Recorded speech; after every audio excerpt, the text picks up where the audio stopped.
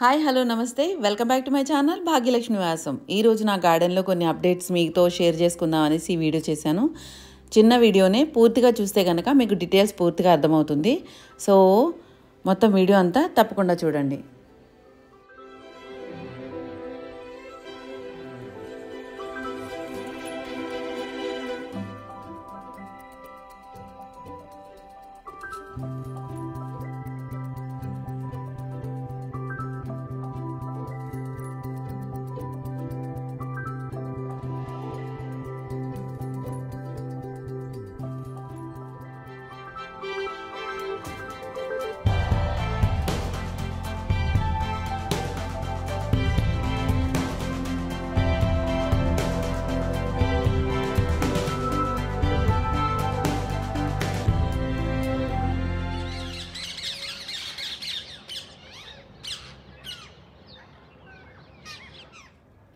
ఈ పక్కన కల్పవృక్షం ఉంది కదా, ఇదంతా ఆకులు మొత్తం ఫాల్ అయిపోతాయి ఫాల్ టైం అంతా కూడా. ఆ తర్వాత మళ్ళీ మార్చ్ వరకు మొత్తం రాలిపోతాయి అనమాట. అసలు ఒక్క ఆకు కూడా ఉండదు, చిగురుతో సహా మొత్తం రాలిపోద్ది. తర్వాత ఏప్రిల్ మిడ్ నుంచి స్టార్ట్ అవుద్ది అనమాట. ఇది ఇప్పుడు ఏప్రిల్ స్టార్ట్ అయింది కదా, ఏప్రిల్ మిడ్ నుంచి ఏప్రిల్ ఎండ్ వరకు లోపల మొత్తం పూర్తిగా ఆకులు వచ్చేస్తాయి. ఇప్పుడు చూడండి, చిగుర్లు స్టార్ట్ అయింది ఇప్పుడే. అసలు ఇదంతా కూడా మొత్తం చిగుర్లు వచ్చేస్తున్నాయి. అయితే ఏదైనా చెట్టుని మనకి ఎలా కావాలంటే అలాగా మలుచుకోవడం మన చేతిలోనే ఉంటుంది. ప్లాంట్నైనా చెట్టునైనా ఏదైనా సరే. ఇప్పుడు ఇది చూడండి, ఇక్కడి నుంచి కింద నుంచే ఇవన్నీ స్టెమ్స్ వచ్చేసినాయి అన్నమాట. ఇదన్నీ స్టెమ్స్ వచ్చేసినాయి. అయితే నేను కింద నుంచి బాగా గుబురుగా అయిపోతే కనుక మళ్ళీ ఇక్కడ ఈ ఏరియా అంతా కూడా గుబురుగా అయిపోయి ఒక సైడే మొత్తం అంతా ఆక్రమించేసినట్టు ఉంటుంది. తర్వాత మళ్ళీ కట్ చేయాల్సి వస్తుంది. ముదురుగా అయిపోయిన తర్వాత కట్ చేసి కన్నా లేతగా చిన్న చిన్న కొమ్మలు ఉన్నప్పుడే మనకి ఎలా కావాలంటే అలాగా మలుచుకుంటూ ఉంటే చెట్టు అయినా స్hrub అయినా క్రీపర్ అయినా ఎలాగైనా సరే ఏదైనా సరే మంచిగా మలుచుకుంటూ వెళ్తుందన్నమాట. ఇది చూడండి, ఇప్పుడు ఇక్కడ వరకు మొత్తం అన్నీ కట్ చేస్తాను కింద నుంచి. ఇక్కడ మూడు కొమ్మలు ఉన్నాయి. ఈ మూడు కొమ్మల నుంచి మళ్ళీ ఇంకా కొమ్మలు వస్తున్నాయి ఇవన్నీ. ఇప్పుడు ఇక్కడి నుంచి అన్నీ కూడా కొమ్మలు అయిపోయి మొత్తం బాగా గుబురుగా అయిపోద్ది. అప్పుడు ఈ పక్కన అంతా కూడా కవర్ అయిపోద్ది. ఆల్రెడీ ఈ పక్కన అల్మాండా ఉంది. ఈ అల్మాండా క్రీపర్ అంతా చాలా మట్టుకు కవర్ చేసింది. ఇప్పుడు ఈ పక్కన ఇది కూడా కవర్ చేసింది అనుకోండి, ఈ ఏరియా అంతా కూడా లో మెయింటెనెన్స్, నీళ్ళు కూడా చాలా తక్కువ పోసే గార్డెన్ లాగా అయిపోద్ది అనమాట. అప్పుడు నేను నర్సరీలో నెట్ కట్టినట్టు నెట్ కట్టక్కర్లేదు.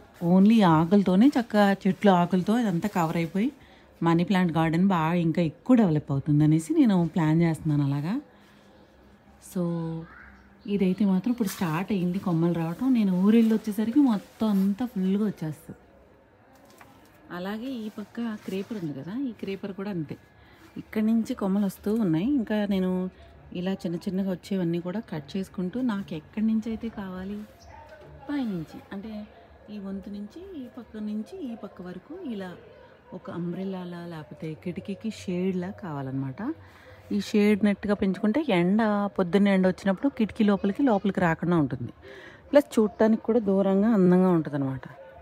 సో నేనేం చేస్తున్నాను, కింద నుంచి వచ్చిన అలా కట్ చేసుకుంటూ పైన అల్లుకుంటూ మొత్తం ఇదంతా కవర్ చేస్తున్నాను. సో కవర్ చేయడం వలన మొత్తం కిటికీకి కూడా అందంగా ఉంటుంది, దూరాన్ని చూడటానికి కూడా అందంగా ఉంటుంది. ఇది చూడండి ఎంత అందంగా ఉందో. ఇలా సైడ్ నుంచి చూసినా కానీ చాలా అందంగా ఉంటుంది అన్నమాట. సో మన చేతుల్లోనే ఉంటుంది. ఏదైనా మొక్క పెంచుకున్నా కానీ దాన్ని ఎలా మలుచుకోవాలన్నది, ఎలా పెంచాలన్నది, time to time cutting, pruning లాంటివన్నీ కూడా మన చేతుల్లో ఉంటాయి అన్నమాట. ఇప్పుడు ఇలా చిన్న చిన్న కొమ్మలు అలా బయటికి పాకపోయినా కానీ వాటిని తీసుకుంటూ మధ్యలో అంటే ఒకేసారి చేయటం కన్నా కంటిన్యూగా మలుచుకుంటూ పోవాలి. బోన్సాయ్ కూడా అలాగే చేస్తారు. కంటిన్యూ దాన్ని పించింగ్ చేసుకుంటూ పోతే కనుక అది మంచిగా రెడీ అవుతుంది. అలాగే ఇది కూడా. ఈవెన్ మనీ ప్లాంట్ కూడా అంతే. నేను దీన్ని ఫస్ట్లో నేను ఒక ఫోటో పెడతాను ఇప్పుడు.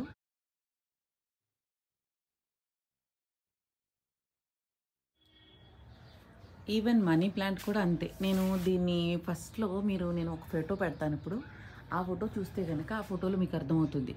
అసలు ఇంత తక్కువ టైంలో ఇంత ఎక్కువ థిక్గా నేను ఎలా చేశానంటే, ఇలా మనకి చిన్న చిన్న కొమ్మలై బయటకు వచ్చినప్పుడల్లా ఒక ఐడియా ఏంటంటే కట్ చేసేసుకుని ఇక్కడి నుంచి మనం మనం వాటర్లో పెట్టుకోవచ్చు, లేకపోతే విడిగా ప్లాంట్ చేసుకోవచ్చు. లేదు, వీటిని మలిచేస్తూ ఉండాలి లోపలికి, ఇలా లోపలికి అల్లేస్తూ ఉంటే అదేమవుతుంది, ఇంకా పెరుగుతూ పోతుందన్నమాట. అంటే దగ్గరికి అల్లుకుంటూ ఇంకా లతలాగా అయిపోయి టైట్గా స్ట్రాంగ్గా అయిపోతుంది. ఇదైతే నేను బ్యాంబూ దాంతో చేయించానని చెప్పాను కదా, అంటే వెదురు బొంగులు ఉంటాయి కదా, దాంతో తీసి అల్లుతారు కదా, అలా చేపించాను అనమాట ఇది.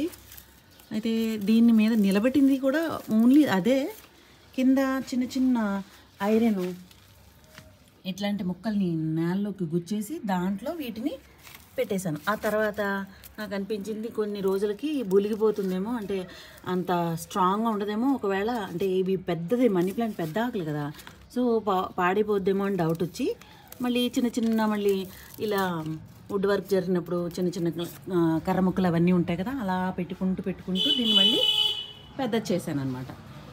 కొంచెం స్ట్రాంగ్ చేశాను. ఆ తర్వాత మళ్ళీ ఈ నార ఉంటుంది కదా,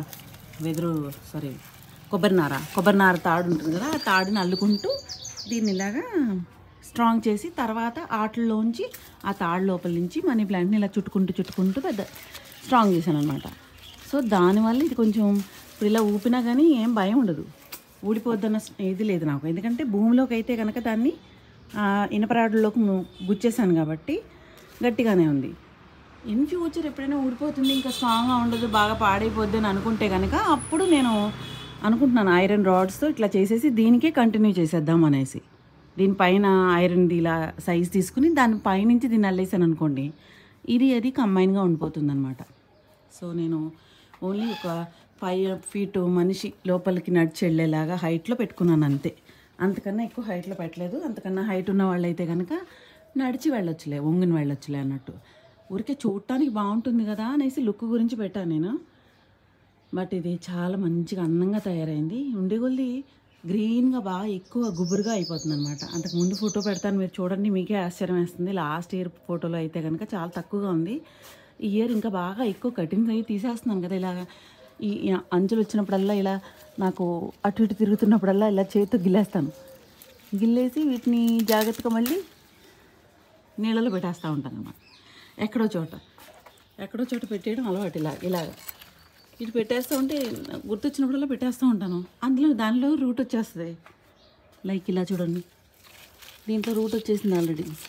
నేను అంతకుముందు పెట్టాను కదా, మీకు వీడియోలో పెట్టాను చూడండి. ఇదిగో దీనికి రూట్స్ వచ్చేసినాయి, రెండింటికి రూట్స్ వచ్చేసినాయి. వీటిని తీసుకెళ్ళి మట్టిలో పెట్టేస్తాం. సో మనీ ప్లాంట్ని చాలా ఈజీగా గ్రో చేయొచ్చు. ఇప్పుడు నేను పెట్టలేను, ఇందులో వాపస్ పెట్టేస్తున్నాను, తర్వాత పెట్టాను. మనీ ప్లాంట్ని గ్రో చేయడం అయితే చాలా ఈజీ. బట్ ఏంటంటే టైం టు టైం మనం దాన్ని డ్రైగా ఆరనివ్వకుండా కటింగ్ చేసుకుంటూ, కటింగ్స్ని మళ్ళీ మట్టిలో పెట్టుకుంటూ, వాటర్ కటింగ్స్ అయితే మనం రూట్స్ రాగానే మట్టిలో పెట్టుకుంటూ పెంచుకోవాలి. ఇది చూడండి, ఈ కొమ్మ చూడండి, ఇక్కడ నేను పించింగ్ చేసి అంటే చేతికి ఎలా వస్తే అలా కట్ చేసేస్తాను అనమాట. చూడండి, పించింగ్ చేయటం వలన ఈ స్ట్రింగ్ పెద్దగా ఒకటే ఉంటుంది కదా, బాగుంటుంది కదా అనేసి చాలామంది కట్ చేయకుండా ఉంటారు. దానివల్ల ఏమవుద్దంటే ఇది ఇలా ఎక్స్ట్రా కొమ్మలు రావు. ఒక్కొక్క కొమ్మకి ఎన్ని వచ్చినాయో చూడండి. 1 2 3 4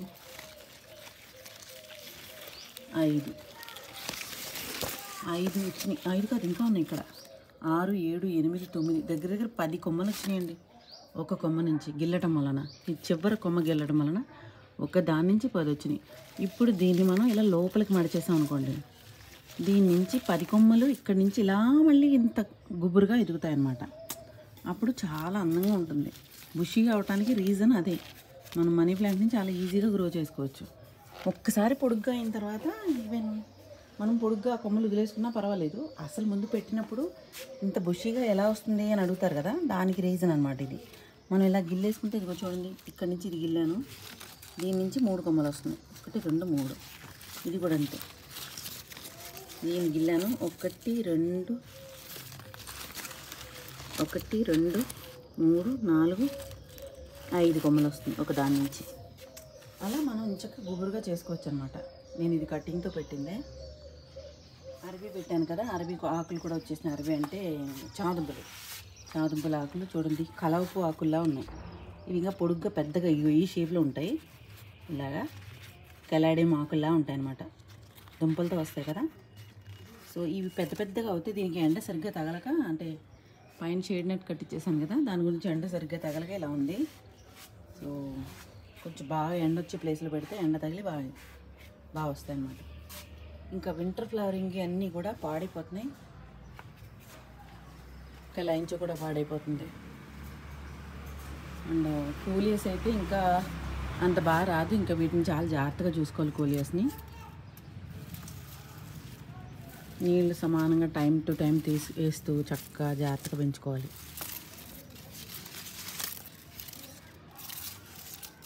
టైం టు టైం ఫెర్టిలైజర్ ఇస్తే ఇది కూడా చూడండి, ఏమంటారు దీన్ని, దీని పేరు మర్చిపోయి నాకు గుర్తు రావట్లేదు. నందివర్ధనమా గోవర్ధనమా, గోవర్ధనం అంటారు. ఇన్ని మొగ్గలేసినాయి చూడండి. ఇది ఎప్పటిదో కొండి 7-8 ఏళ్ళు అవుతుంది. దీని మొక్క కట్ చేసుకుంటూ ఇలా ఇంచక్క బోందా షేప్లో తీసుకొచ్చాను అనమాట. చెట్టులా వృక్షంలా ఉంటుంది, చాలా బాగుంటుంది. చాలా మొగ్గలేస్తుంది చక్కను. పువ్వులు పూసినప్పుడు వరుసగా పూసుకుంటూ పోతుంది, చాలా బాగా వస్తాయి. నాకు చాలా ఇష్టం ఈ చెట్టు అంటే. సో ఇదండి ఈరోజు వీడియో. ఐ హోప్ మీ అందరికీ నచ్చిందని అనుకుంటున్నాను. నచ్చితే కనుక లైక్, షేర్ చేయండి. అండ్ నెక్స్ట్ వీడియోలో మళ్ళీ కలుద్దాం. Happy gardening, happy home making.